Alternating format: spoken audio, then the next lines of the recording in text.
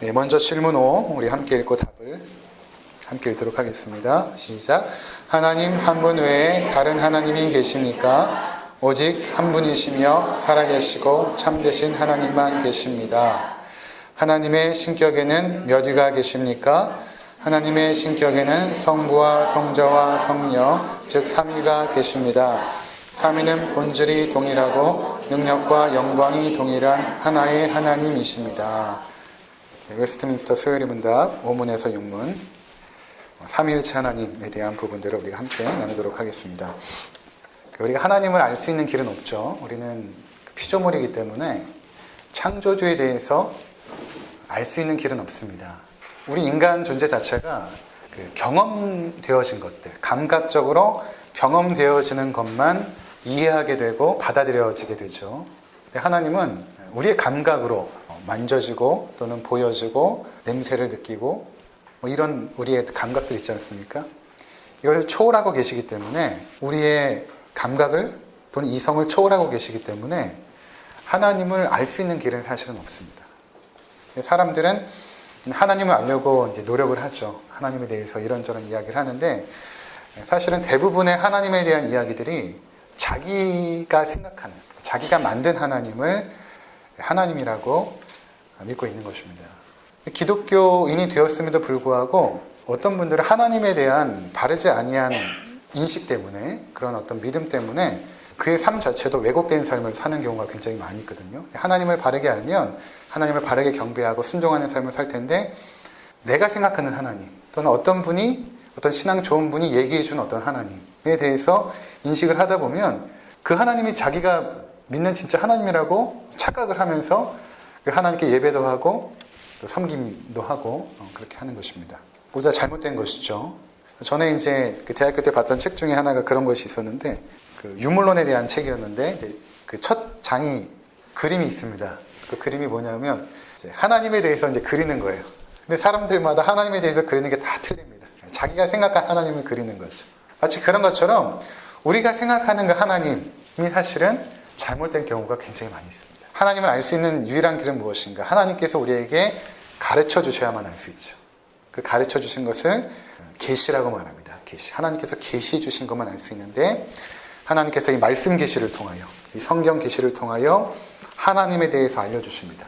그래서 성경을 떠나서 하나님을 알려고 하는 모든 시도들은 거짓되고 잘못되었고 우리는 온전히 성경을 의지하여서 하나님에 대해서 알아가야 되는 것입니다. 그리고 하나님을 알아가는 그 목적은 무엇인가 하면 우리가 웨스트민스터 소요리 문답 첫 번째 문항에서 하나님을 영화롭게 하고 그분을 영원토록 즐거워하기 위해서 하나님께 합당한 예배를 드리기 위해서는 하나님을 바르게 알아야 경배할 수 있거든요. 또 그분께서 주시는 은혜의 복들을 많이 누리기 위해서는 하나님을 바르게 알아야 됩니다. 그래서 우리가 하나님을 알아가는 것이고 오늘 삼위일체 하나님 조금 어렵지만 우리가 함께 배워보도록 하겠습니다.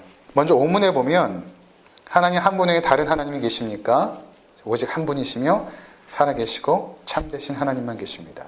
하나님은 이제 한 분밖에 없다는 것입니다. 이것을 유일신론 이렇게 말합니다. 하나님은 한 분밖에 계시지 않습니다. 이것에 이제 대항하는 것들 또 반대되는 개념이 다신론이죠. 하나님은 한 분이 아니라 여러 분이 계신다. 하나님은 유일신이 아니라 하나님은 예를 들어 힌두교 같은 경우에는 신들이 몇천 개가 되죠. 일본에 가도 수만 가지의 신들이 있습니다. 아침에 일어나자마자 동서남북으로 절을 하고 또 무슨 신 무슨 신. 그래서 일본에 여러분 애니메이션 같은 거 보면 만화 영화 애들 보는 또는 애니메이션 도라에몽이라는 그 만화 영화가 있었는데 저도 그걸 몇 번 이제 TV에서 봤는데 이런 컵이 어떤 인격적인 존재가 되는 것입니다. 어떤 신적인 존재로 이렇게 변하는 거예요. 그러니까 일본의 어떤 신관을 보여주는 것이죠. 그러니까 만물 속에 신성이 깃들어 있고 신성뿐만 아니라 그 안에 신적인 존재의 그 활동들이 있다 이렇게 믿는 것입니다. 그러니까 태양도 신이 될 수 있고 그 다음에 나무도 신이 될 수 있고 이런 어떤 신관들 그것을 범신론 이렇게 또 말합니다. 모든 것들 안에 신적인 활동과 신적인 성품이 다 있다 이렇게 믿는 범신론 또는 다신론 여러 개의 신들이 있다. 거기 힌두교 사원에 가면 그 자신들이 믿는 신들의 초상화가 쫙 있는데 저도 한번 가봤거든요. 뉴질랜드에 있을 때 들어가 봤는데 진짜 신들의 초상화가 쫙 걸려 있는데 거기에 예수님 사진도 걸려 있습니다. 그들에게 복음을 전하기가 참 힘든 게 예수님을 전했는데 받아들이겠다는 거예요. 예수님을 믿겠다는 거예요. 나중에 알고 봤더니 자신들이 믿는 그 수천 가지의 신 중에 한 분으로 예수님을 받아들인 거죠. 그렇게 그들은 그 신을 다신 눈으로 이제 믿고 있는 것입니다. 그것이 아니라 하나님은 오직 한 분이시다. 그리고 그 하나님은 살아계시고 참되신 하나님이시다. 살아계시다라는 것은 이제 우리가 하나님을 이런 식으로 생각하는 사람이 있습니다. 어떤 원리, 또는 어떤 법. 살아계시고 인격적인 하나님이 아니라 어떠한 원리와 어떠한 어떤 법들. 그래서 하나님께서 세상을 창조하셨는데 그 창조된 자연 만물이 그냥 하나님의 법대로 돌아간다라고 생각을 하는 것입니다. 마치 우리가 이제 시계를 하나 정교하게 만들면 그 시계 자체가 자동으로 돌아가지 않습니까? 마치 하나님께서 그렇게 세상을 우주 만물을 창조하시고 하나님은 뒤에서 그 법으로 그냥 하나의 법으로 운행해 가시는 어떤 질서, 어떤 원칙으로 운행해 나가시는 분. 이것을 좀 어려운 말로 이신론 이렇게 말합니다. 이신론. 그러니까 하나님은 창조한 세계에 관여하지 않고 그냥 돌아가는 대로 그 질서 안에서 돌아가는 대로 그냥 놔두신다. 근데 그것이 아니라 하나님은 창조하시고 살아계셔서 그것을 통치하고 다스리십니다. 실제적으로 역사 가운데 개입하시고 우리에게 인격적으로 찾아오기도 하시고 말씀도 하시고 우리의 삶을 인도해 가시고 어떤 법으로 우리를 끌어가시는 것이 아니라 실제로 인격적으로 살아계셔서 우리와 함께 하시고 또 그분의 뜻 가운데 우리를 인도해 가시는 창조하시고 다스리시고 운행하시는 분으로서 그렇게 하나님께서 살아계신 하나님으로 계시다라는 것입니다. 그래서 우리가 그 하나님을 섬기는 것이죠. 성경에 보면 그 하나님의 인격적인 표현이 많이 나오지 않습니까? 하나님의 손, 또 하나님의 눈, 또 하나님의 마음 이런 어떤 표현들. 하나님이 어떤 우리와 같은 눈, 코, 입이 있는 어떤 존재가 아니라 하나님이 그렇게 살아계시다라는 것을 우리가 이해할 수 있게끔 표현하는 것입니다. 하나님은 감각되지 않기 때문에 우리가 이해할 수 없으니까 우리가 감각할 수 있는 어떠한 표현들, 그것은 어떤 인격적인 표현밖에 없잖아요. 그런 인격적인 표현들을 통하여 하나님을 설명하는 것입니다. 하나님이 여러분 실제로 눈이 있고 코가 있고 입이 있다라고 생각하시면 안 됩니다. 우리가 하나님 나라에 가서도 하나님은 볼 수 없어요. 하나님 볼 수 없습니다. 그럼 누구를 볼 수 있을까요? 천국에 가서 우리가 하나님은 볼 수 없는데 누구는 볼 수 있을까요? 예수님은 볼 수 있죠. 예수님은 영과 육이 있는 하나님이십니다. 지난주에 우리가 말씀을 나누지 않았습니까? 완벽한 인간이고 완벽한 영으로서 100% 영과 100% 인간. 우리 생각에는 플러스에서 200이 나올 텐데 그런 논리적으로 생각이 되어지지 않고 이해할 수 없지만 완전한 인간이면서 완전한 하나님. 그래서 예수님께서 때로는 눈물도 흘리시고 때로는 피곤해하기도 하시고 또 부활하셨는데 영으로 떠돌아다니는 것이 아니라 부활하신 예수님께서 어떻게 됐습니까? 못자국 난 손이 있습니다. 그러니까 우리가 천국에 가서 인간이 되신 하나님 예수님을 보게 될 텐데 그 못자국에 난 손자국을 볼 것이고 그 옆구리의 창자국을 볼 것입니다. 그 몸 그대로 가지고 있습니다. 예수님은 그분을 보게 되는 것이죠. 성령님도 눈에 보이지 않죠. 영이기 때문에. 하나님도 영이기 때문에 보여지지 않습니다. 오직 하나님을 볼 수 있는 유일한 길은 예수 그리스도를 통하여 우리가 하나님을 보게 되는 것입니다. 자, 그렇게 하나님은 살아서 우리 가운데 함께 하시고 역사하신다라는 것입니다. 자, 그런데 성경에 보니까 이 하나님이 성부, 성자, 성령으로 계시는 것이죠. 이것이 이제 신비입니다. 이해가 되지 않죠. 한 하나님이 계신데 성부, 성자, 성령 세 분으로 계시다라는 것입니다. 성경에 삼위일체라는 단어는 없습니다. 근데 성경을 쭉 연구를 하다 보니까 한 하나님이 계신데 성부 하나님이 계시고 성자 하나님이 계시고 성령 하나님이 계시다라는 것을 우리가 알게 되었죠. 오늘 이제 배워나가게 될 텐데 그런데 이 세 분이 각각 다른 신으로서 그러니까 세 분의 신으로서 존재하는 것이 아니라 삼신이 있는 것이 아니라 세 분의 신이 있는 것이 아니라 이분이 한 하나님이세요.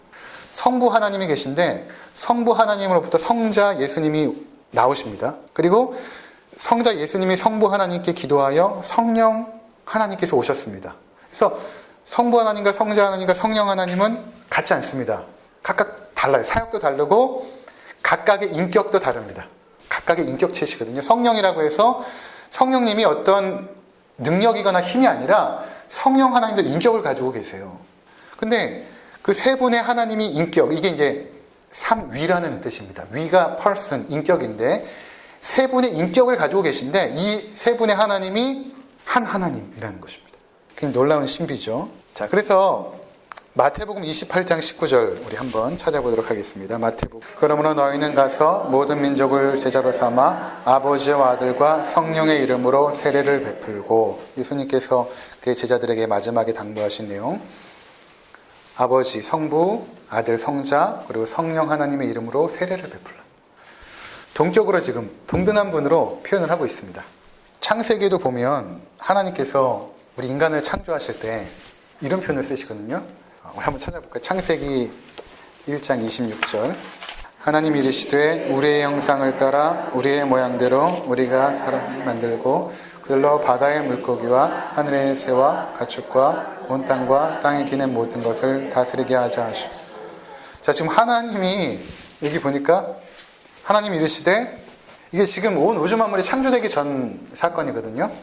그때 하나님이 지금 누구에게 지금 말씀을 하고 있는 것입니까? 우리의 형상을 따라 우리의 모양대로. 우리라는 표현은 히브리적 표현에서 셋 이상이거든요. 지금 성부, 성자, 성령이 세 분께서 상의를 하고 있는 것입니다. 인간을 창조할 때 우리가 인간을 어떤 존재로 만들까를 지금 협의하시고 상의하시고 의논하고 계신 장면입니다.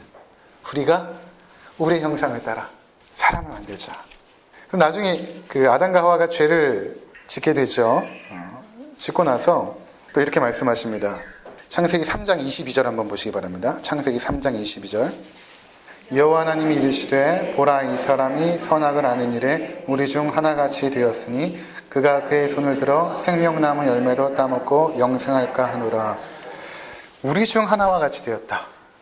그러니까 하나님께서는 한 하나님, 단일성으로 계시지만, 한 하나님이 계시지만 그 하나님이 세 분의 인격으로 존재하신다. 그래서 우리라는 표현을 쓰시는 것입니다.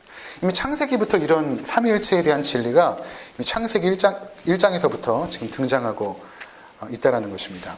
자, 그러면 우리가 성부 하나님은 이제 하나님이신 줄 알겠는데, 성자 예수님이 어떻게 하나님이 되실까? 성자 예수님. 이제 여기서 헷갈리는 것이죠. 왜냐하면 여호와의 증인을 만나서 대화를 해보면 그들이 신실하게 하나님을 믿는 것 같아요. 그리고 뭐가 잘못됐는지 잘 모르겠어요. 근데 어디서부터 그들이 잘못됐냐 하면 삼위일체에서부터 잘못되었습니다. 그들은 성부 하나님의 신성은 인정하지만 성자 예수님은 하나님과 동등되지 않다라고 믿습니다. 왜냐하면 성자 예수님은 하나님 아버지로부터 났기 때문에. 어떻게 하나님 아버지께서 나온 자가 어떻게 하나님과 동등될 수 있느냐? 성자 예수님은 신적인 권능과 능력이 있지만 하나님과는 동등되지 않다, 이렇게 믿는 것입니다. 이해가 되시죠? 여호와의 증인은 그렇습니다. 하나님과 동등되지 않다. 하나님께로부터 나왔기 때문에. 그런데 성경은 뭐라고 가르치냐면 예수님이 하나님이시다. 요한복음 1장 18절 우리 함께 보도록 하겠습니다. 본래 하나님을 본 사람이 없으되 아버지 품속에 있는 독생하신 하나님이 나타내셨느니라. 하나님 볼 수 없다고 했죠. 하나님을 봤다고 하는 모든 것들은 사실 거짓입니다. 그럼 누가 하나님 봤다고 하면 저 사람 거짓말이다 이렇게 보아도 괜찮습니다. 하나님 볼 수 있지가 않아요. 하나님을 본 사람이 없다고 말씀하잖아요. 하나님 볼 수 있는 분이 아니에요.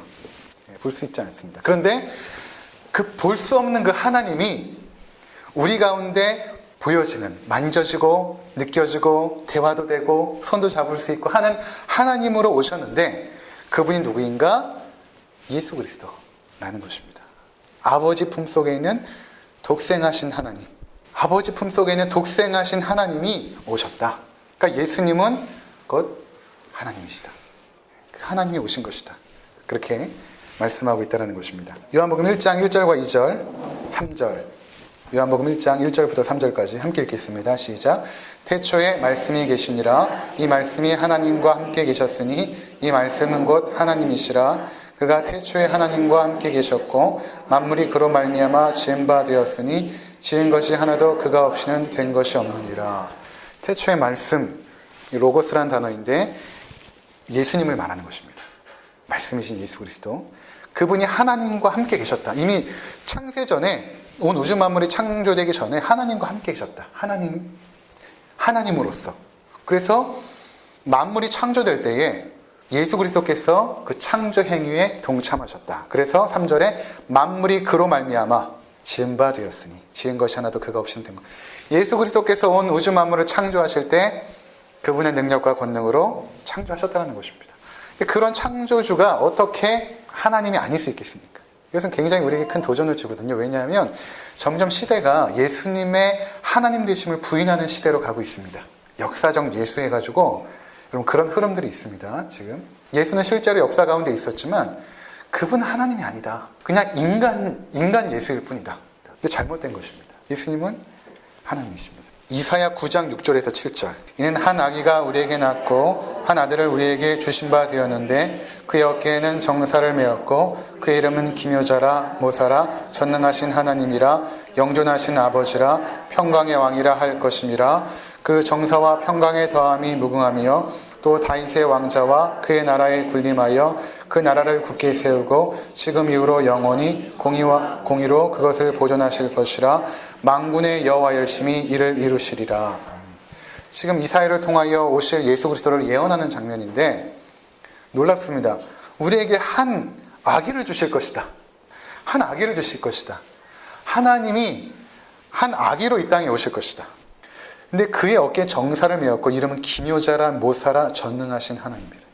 이 땅에 아기로 오신 그분이 전능하신 하나님, 영존하시는 아버지, 평강의 왕, 그렇게 말씀하고 있다는 것입니다.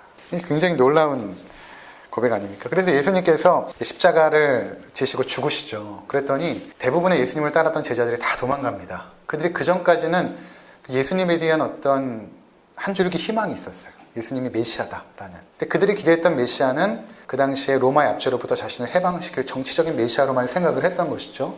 그러면서도 역시 한편에서는 예수님은 신적인 권능과 능력이 있다는 것을 그들은 알았습니다. 예수님의 사역 속에서 예수님이 병자도 고치고 죽은 자도 살리고, 더 중요한 것은 예수님이 자신이 하나님의 아들이라고 실제로 주장한 것입니다. 나의 아버지는 하나님이다 이렇게 실제로 주장했거든요. 그러면 여러분 한번 잘 보십시오. 내가 하나님의 아들이라고 주장했을 때는 두 가지의 가능성밖에 없는 것이죠. 첫 번째로는 이 사람은 정신병자인 것입니다. 자신이 진짜로 하나님의 아들이라고 믿는 정신병자, 과대망상증 환자. 지금도 정신병원에 가면 자신이 하나님이라고 또는 뭐 이순신 장군이라고 자신이 세종대왕이라고 믿는 사람들 많거든요. 실제로 있습니다. 저도 가봤는데 대화를 보면 자기가 세종대왕이래요. 그렇게 믿는 사람.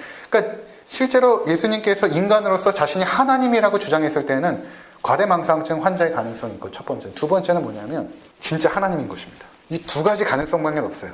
거기에 어떤 다른 가능성이 들어갈 여지가 없습니다. 거기에 성자가 개입될 여지가 없죠. 미치광이 아니면 진짜 하나님의 아들입니다. 그러니까 예수님께서 십자가에 죽으시니까 제자들이 어떻게 생각했냐면 뭔가 이게 잘못되었다. 뭔가 잘못되었다. 그들은 충격을 받고 다 흩어지죠. 그랬을 때 예수님께서 부활하시고 그의 제자들 가운데 나타나십니다.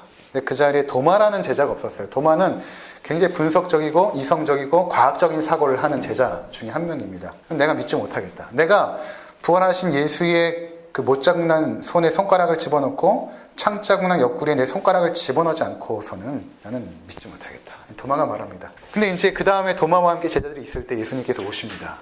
오시고 나서 도마에게 나타나서 네가 손가락을 내밀어 못자국난 손에 한번 집어넣어봐라. 그리고 내 손가락을 창자국난 옆구리에 한번 집어넣어봐라. 근데 도마가 그 앞에 무릎 꿇고 이렇게 고백합니다. 나의 주시며 나의 하나님이시니이다. 이렇게 고백을 합니다. 나의 주시며 나의 하나님이십니다. 고백을 합니다. 그래서 그 전까지는 죽음을 두려워하여 흩어졌던 제자들이 어느 순간 다시 모이게 되었고 어느 순간 숨어 있었던 그리스도인들이 나와서 죽음을 무릅쓰고 예배를 드리기 시작합니다. 이것이 어떻게 가능한가? 이것은 예수님이 실제로 하나님이셨고 그들이 그 하나님을 만났기 때문에 그 하나님께 경배하고 죽음을 무릅쓰고 인간이 되신 그 하나님을 선포하며 다녔던 것이죠. 골로새서 1장 17절. 또한 그가 만물보다 먼저 계시고 만물이 그 안에 함께 섰느니라. 만물보다 먼저 계신. 만물보다 먼저 계실 수 있다는 것은 하나님이기 때문에 가능한 것입니다. 한 구절만 더 보도록 하겠습니다. 히브리서 1장입니다. 히브리서 1장 3절. 이는 하나님의 영광의 광채시요 그 본체의 형상이시라. 그의 능력의 말씀으로 만물을 붙드시며 죄를 정결하게 하는 일을 하시고 높은 곳에 계신 지극히 크신 이의 우편에 앉으셨느니라. 그렇죠. 예수 그리스도에 대해서 설명합니다. 하나님의 영광의 광채시고 그 본체의 형상. 하나님과 동등된 분이십니다. 하나님과 동등된 분이세요. 하나님보다 열등하지 않습니다. 동등된 분이신데 그 분께서 이 땅에 인간의 옷을 입고 옷을 입은 것이 아니죠. 인간이 되어서 오신 것입니다. 인간이 되어서 이 땅에 오신 거죠. 그래서 그 본체의 형상이시라. 그의 능력의 말씀으로 만물을 붙드신다. 지금도 그 만물을 예수 그리스도께서 붙잡고 계십니다. 통치하고 계신다라는 거예요. 그리고 죄를 정결케 하는 일을 하시고 지금은 하나님 보좌 우편에 계신 분, 그 하나님 성자 예수 그리스도, 그분이 하나님이라는 것입니다. 그래서 우리의 경배 대상이 예수님, 하나님뿐만 아니라 성자 예수 그리스도도 우리의 경배의 대상이 된다는 것입니다. 세 번째는 성령님의 어떤 인격, 성령님에 대한 인격. 많은 분들이 특별히 은사에 대한 부분을 이렇게 강조하시는 분들이 성령님의 인격성보다는 그분의 능력에 관심을 갖는 경우가 많이 있죠. 그래서 어떤 힘, 어떤 에너지 또는 어떤 권능 이런 어떤 것을 생각하기 쉬운데 실제로 성경에서는 성령님도 인격이십니다. 하나님이 인격이시고 예수님께서 인격이신 것처럼 성령님도 인격이세요. 그래서 성령님께서 때로는 슬퍼하시죠. 인격이기 때문에. 우리가 성령을 거스리는 죄를 범하면 어떻게 됩니까? 용서함을 받지 못합니다. 인격이신 성령님을 모독했기 때문에. 성경에 나오는 표현들입니다. 자, 그래서 사도행전 5장 3절 4절 한번 볼까요? 사도행전 5장 3절 4절. 베드로가 이르되 아나니아야 어찌하여 사탄이 내 마음에 가득하여 내가 성령을 속이고 땅값 얼마를 감추었느냐. 땅이 그대로 있을 때에는 내 땅이 아니며 판 후에도 내 마음대로 할 수가 없더냐. 어찌하여 이를 내 마음에 두었느냐. 사람에게 거짓말한 것이 아니요 하나님께로다. 성령을 속이죠. 아나니아와 삽비라가 자신들이 판 돈을 전부 드리지 않고 얼마를 감추고 이제 속이게 된 것이죠. 이것을 성령을 속였다. 이렇게 말하고 4절에는 너희가 거짓말한 것이 하나님께 한 것이다. 이렇게 말합니다. 그러니까 성령님께서는 하나님과 동일한 분으로 표현이 되고 있는 것입니다. 너희가 성령을 속였느냐? 하나님을 속인 것이다. 성령님께서 인격으로서 계시다라는 것을 표현하고 있는 것입니다. 자, 그 다음에 요한복음 6장 63절. 요한복음 6장 63절. 살리는 것은 영이니 육은 무익하니라. 내가 너에게 이른 말은 영이요 생명이라. 살릴 수 있는 사역. 이건 하나님만이 하시거든요. 살리는 사역. 그러니까 전에도 이제 말씀을 드렸지만 에스겔에서 40장에 넘어가면 에스겔이 환상을 보는데 마른 뼈가 있죠. 근데 하나님께서 그 마른 뼈에 대언하여 말씀을 에스겔에게 줬을 때 그 하나님의 말씀을 선포를 하니까 그 마른 뼈들이 살아나지 않습니까? 뼈마개가 붙고 거기에 심줄이 생기고 혈액이 돋고 근육이 붙어서 하나님의 군대가 되죠. 근데 그렇게 살리는 능력, 하나님께로만 나오죠. 죽은 자가 살아나는 능력이 하나님께로만 나오는데 이 사역을 누가 하시는가? 성령께서 하신다는 것입니다. 성령께서 하신다는 것입니다. 그래서 마태복음 12장 31절에 성령을 모독하는 것은 사하심을 얻지 못합니다. 그분이 인격이기 때문에 힘이 아니라 에너지가 아니라 인격이기 때문에 그렇다는 것입니다. 그래서 오늘 오전에도 말씀을 드렸지만 예수님께서 이제 승천하에 올라가시기 전에 내가 너에게 다시 오리라 말씀하지 않습니까? 그러시고 내가 보혜사 성령을 너희에게 보내주겠다. 그것이 오히려 너희에게 유익이 된다. 왜 그랬을까요? 왜 보혜사 성령님이 오시는 게 유익이 될까요? 왜 그럴까요? 예수님은 몸을 갖고 계시잖아요. 그러니까 이곳에 육신으로는 이곳에 계실 수 있지만 다른 곳에 계실 수는 없습니다. 예수님께서 하늘 보좌 우편에 계시지만 이곳에 육신으로 계시지 않죠. 근데 이곳에 계시는 그 하나님, 이곳에 계시는 예수님이 누구입니까? 성령님으로 계시는 것입니다. 영으로서. 영으로서 우리 가운데 충만하게 거할 수 있고 어디나 계실 수 있는 분은 보혜사 성령이기 때문에 예수님께서 내가 가는 것이 너에게 유익하다. 왜냐하면 보혜사 성령께서 너에게 올 것이기 때문이다. 그렇게 말씀하신 것입니다. 예수님께서 영으로 우리와 함께 계시죠. 예수님의 영은 성령님입니다. 성령은 또 그렇게 표현해요. 신비입니다. 하나님의 영이라고 표현하기도 하고. 그렇다고 그 영이 어떤 능력이나 에너지가 아니라 인격을 가진 하나님, 성령님. 그러니까 여러분들이 성령님을 찬양해야 돼요. 성부 하나님도 찬양하고 성자 하나님도 찬양해야지만 성령 하나님도 인격이기 때문에. 우리 성령 하나님을 의지해야 됩니다. 우리 함께 계시는 분이 성령 하나님이세요. 그래서 여러분 성경을 잘 보시면 예수님께서 항상 영광을 누구에게 돌리냐면 하나님께만 돌립니다. 예수님 스스로 영광을 취하지 않으세요. 항상 영광을 하나님께만 돌립니다. 그러니까 어떤 사람들은 하나님은 성부이시고 예수님은 아들이니까 조금 열등하기 때문에 당연히 그렇게 해야 되는 것이 아닌가라고 하지만 삼위 하나님은 그렇지 않습니다. 스스로 영광을 취하지 아니하시고 서로에게 영광을 돌립니다. 그리고 성령 하나님께서는 어떻게 하시냐면 늘 예수 그리스도를 비춰주십니다. 이것을 성령의 조명 이렇게 말합니다. 늘 그분께서 받아야 될 영광을 예수 그리스도께만 향하게 하는 것입니다. 그래서 예수님을 높여주세요. 그러니까 여러분들이 성령 충만하게 되면 어떻게 되냐면 예수 그리스도에 대해서 더 깊이 알아가고 그분의 사랑을 체험하게 되고 그분을 의지하게 되는 것입니다. 이게 성령께서 하시는 일이에요. 스스로 영광을 취하거나 스스로 찬양받기보다는 성부, 성자, 성령께서는 서로에게 영광을 돌리시고 서로를 찬양할 수 있도록 서로를 섬기십니다. 너무나 아름답지 않습니까? 그래서 우리가 이제 오해하지 말아야 될 것이 무엇인가 하면 이제 두 가지만 말씀드리고 마치겠는데, 하나는 양태론이라는 것이 있습니다. 양태론. 이건 뭐냐면, 그러니까 우리 예전에도 제가 주일학교 때 그렇게 배웠어요. 삼위일체 하나님 배울 때 아버지가 회사에 가면 부장이고 축구 클럽에 가면 뭐 공격수고 그리고 집에 오면 아버지고, 어떤 한 하나님이 계신데 성부로서 계실 때도 있고 성자로서 계실 때도 있고 성령으로 계실 때도 있다, 이렇게 표현을 하는 것이죠. 이런 표현들은 잘못된 것입니다. 한 하나님이 역할에 따라서 이런 역할도 했다가 저런 역할도 했다가 이렇게 되는 것이 아닙니다. 각각의 세 분의 인격이 있습니다. 그분이 한 하나님이세요. 이해가 되시죠?